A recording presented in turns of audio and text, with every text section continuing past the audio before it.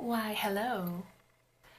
Welcome to All Things Korean. In this video, I'm going to talk about the different types of housing that you can find in Korea, ranging from really, really cheap to really, really expensive.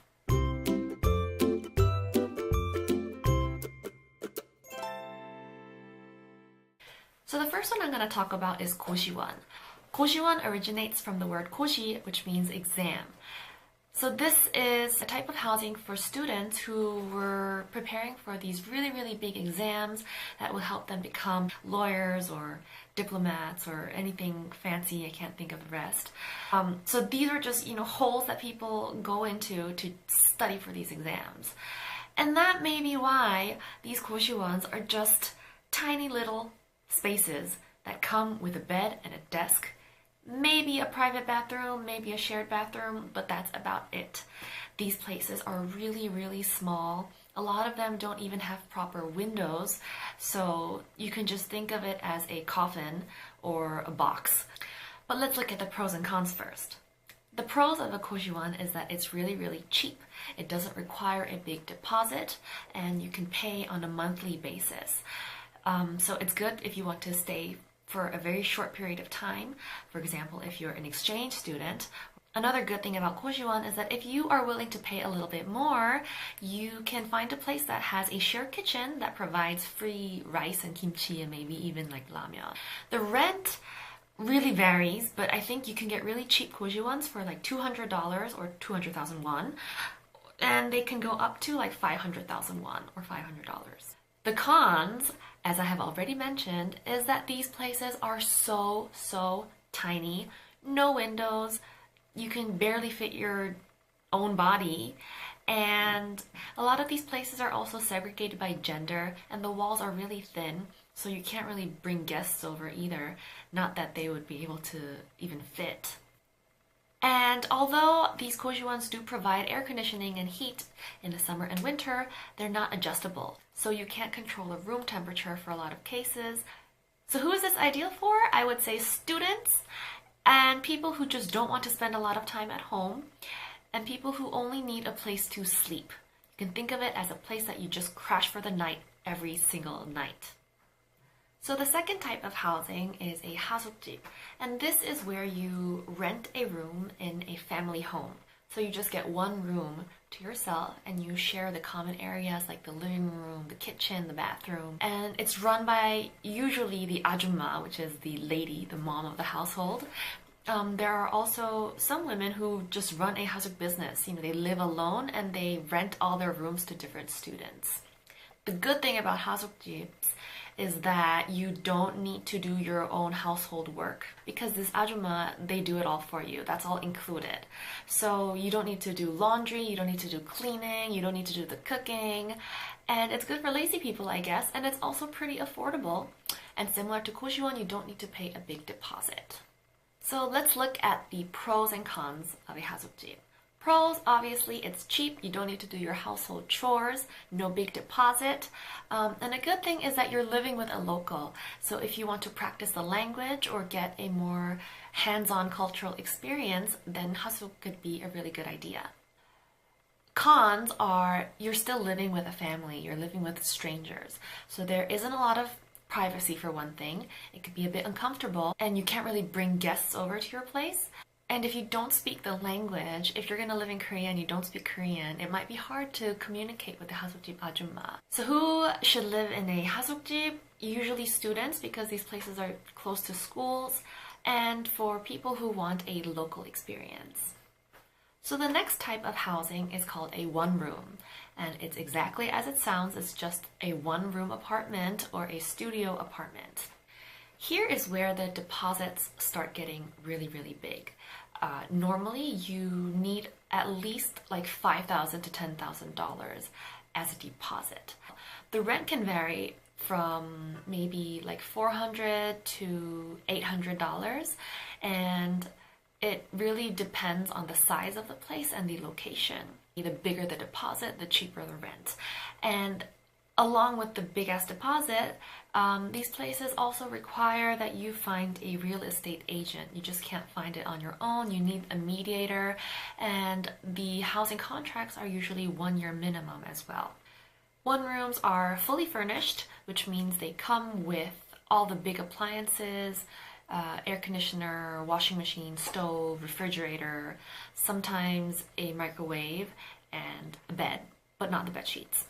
Let's look at the pros and cons. The pros of a one room obviously is that it's fully furnished and it's your own space. You are the sole tenant, you're not sharing it with anyone else, so you can have more privacy, you can bring more guests over, and you also have your private kitchen. So if you're into cooking, it's a really small kitchen, but you can still make stuff like pasta or noodles or cereal. That's not cooking. My point is you can use a kitchen, you have a private bathroom obviously, and if you look at the bills, sometimes the one rooms even come with free internet. Score. If you look at the cons, I said that it's a minimum 1 year, so starting from one rooms, this is for people who want to live in Korea for at least a year, so pretty long term. So out of all these long-term residencies, the one rooms would be the smallest. And some of these one rooms can get pretty small, not that much bigger than even a Goshiwon, and Goshiwons are terrible. And I guess the other cons are things that I've already mentioned before. You get the big deposit, and you need to pay a commission to the real estate agent. So who should live in a one room? Usually I would say students who can afford a bit more privacy, or single, non-married working adults who are living by themselves and not with their families. It's standard practice to live with your parents until you get married. If you see a single working Korean who's living alone in a one room, either they are really independent, but mostly it's going to be because their parents don't live in Seoul and they need to commute or go to school or do whatever adulting. The next type of housing is an Officetel, which is office plus hotel. This is not much different from a studio apartment, except this apartment is also meant to be used as an office for business.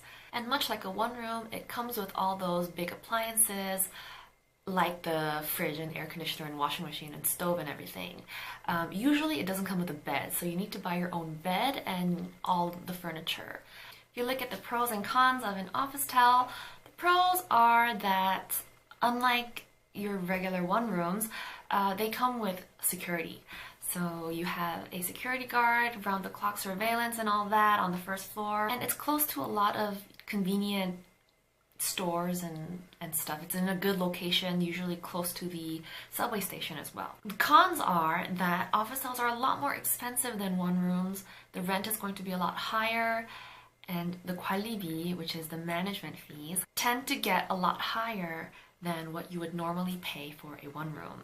You also need to pay for the elevator and really stupid things that you don't really think of, and it can get to well over like $100 a month.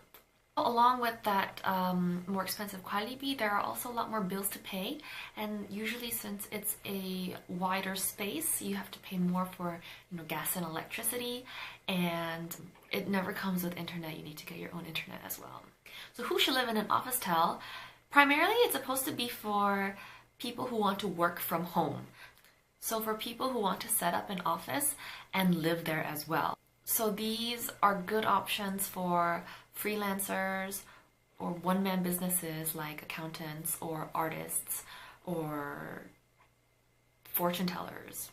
It's also good for students who can afford to live a bit more comfortably. And I've also heard that it's more common for newlyweds to start off at an Officetel and then upgrade their homes later. So the next type of housing is what's called a villa. And it's not the type of villa that you're probably thinking of in like Bali or Florida or whatever. These places are just multi-residential buildings that are 4 floors or less.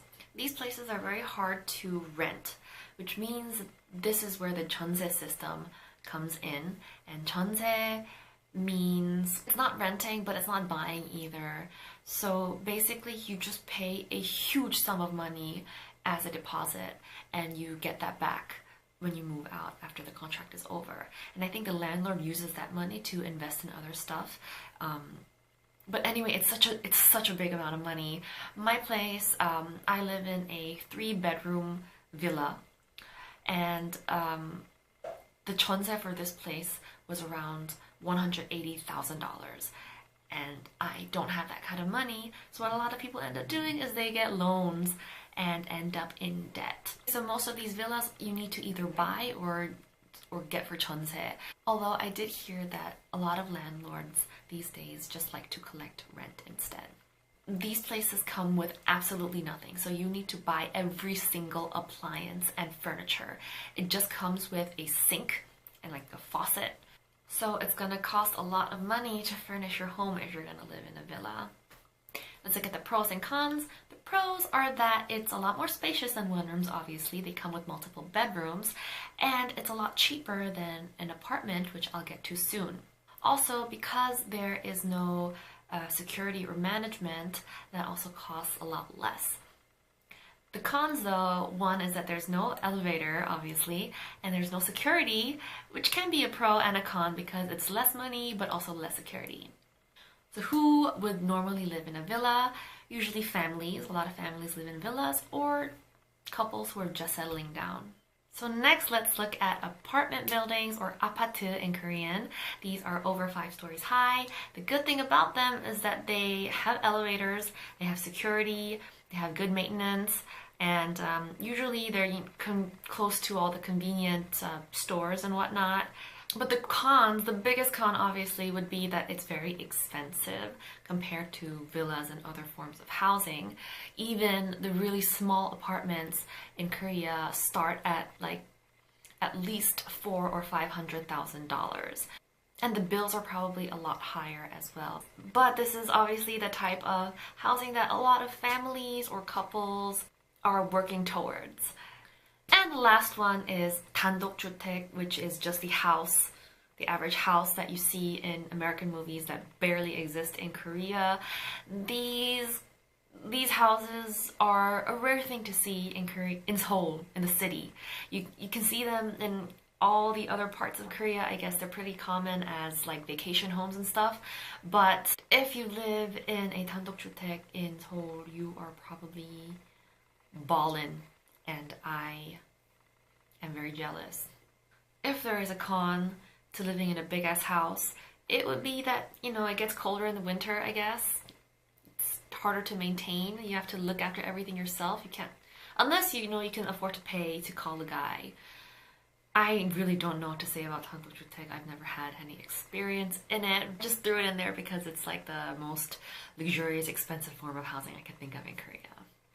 Anyway, so that was it. I hope you enjoyed this video. If you found it informative and useful, please give it a thumbs up and subscribe to this channel for more videos about Korean culture and language and everything else.